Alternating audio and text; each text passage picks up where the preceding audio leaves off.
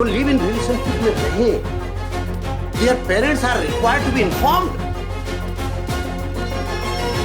उन कम उम्र के लड़के लड़कों को उनके माता पिता को पता होना चाहिए। आप जो रह रहे हैं, कई बार कई दंपति इसलिए लिविंग रिलेशन में रहते हैं तो वो देखते हैं कि हम भविष्य में साथ रह पाएंगे या नहीं।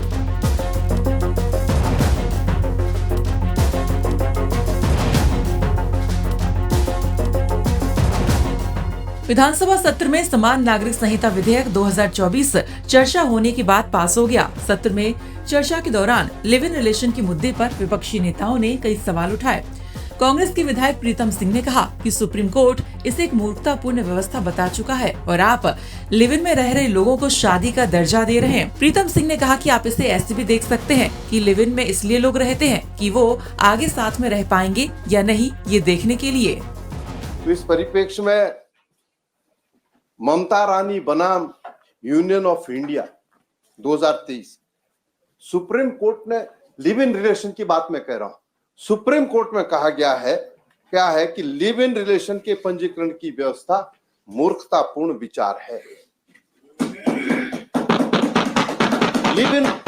लिव इन रिलेशन की जब हम बात करते हैं तो इसको हम किसी भी कई तरीके से परिभाषित कर सकते हैं।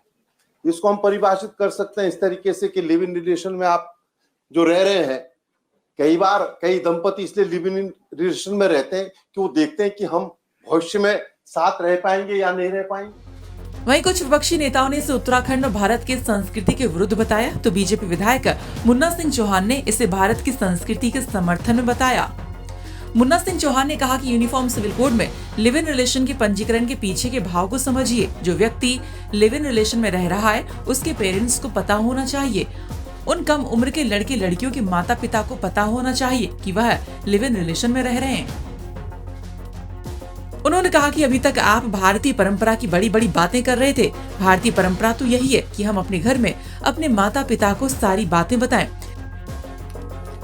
अभी आदरणीय प्रीतम सिंह जी कह रहे हैं, अच्छा प्रेजेंटेशन था, अच्छी तैयारी से बोले। उन्होंने कहा कि सुप्रीम कोर्ट ने कहा दिस इज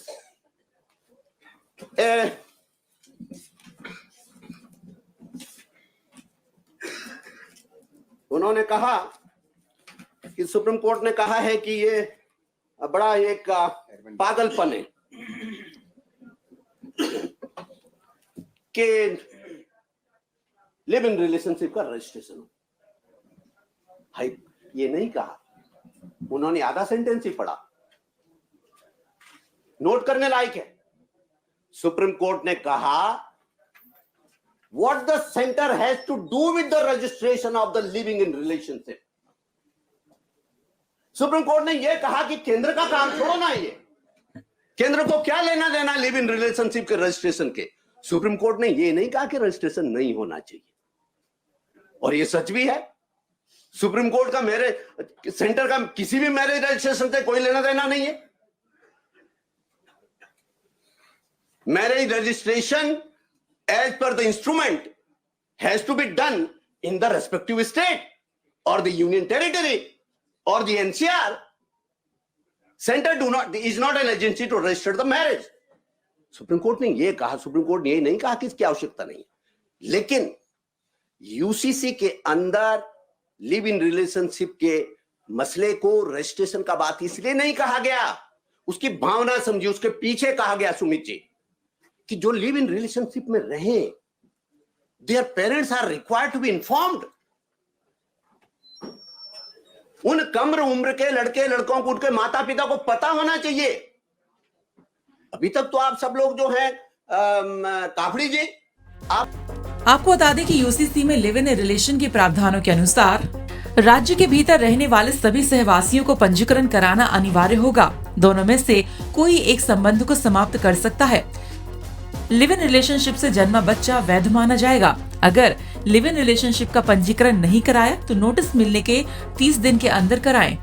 नोटिस मिलने के बाद भी पंजीकरण न कराने पर दोष सिद्ध होने पर 6 माह का कारावास या 25,000 तक का जुर्माना देना होगा। लिव इन रिलेशन के आने के 1 माह के अंदर पंजीकरण न कराने पर 6 माह का कारावास या 10,000 तक जुर्माना या दोनों। अगर पुरुष महिला को छोड़ देता है तो महिला भरण पोषण की मांग कर सकती है। विधानसभा में लिव इन रिलेशन पर खूब हंगामे के बाद आखिरकार अंत में विधानसभा में पूर्ण बहुमत के साथ समान नागरिक संहिता विधेयक 2024 पास हो गया है। अब देखना ये होगा कि ये कब तक लागू होता है। ब्यूरो रिपोर्ट, उत्तराखंड तक।